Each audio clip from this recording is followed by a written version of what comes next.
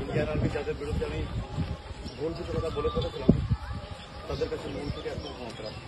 সরকারি কথা বলতে গেলে কেন? এটা বিভিন্ন কথা কাটাকাটির মাধ্যমে একজন পার্সোনালি একজনের সাথে গন্ডগোল চলতে চলতে এভাবে হয়েছিল এবং সেটা মুখ ফুস আমার বেরিয়ে যায় এবং বেরোনোর পরে আমি বুঝতে পারি যেটা আমার চরম অন্যায় হয়েছে। তো তারপরে আমি সোশ্যাল মিডিয়াতে ক্ষমাও চাই। তো তারপরে সেটা অতিরিক্ত ভাইরাল হয়, তার জন্য আমি খুব দুঃখিত এবং ক্ষমা প্রার্থী।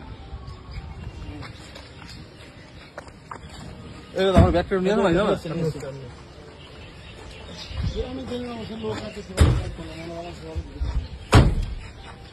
হ্যাঁ প্রেস স্টেশন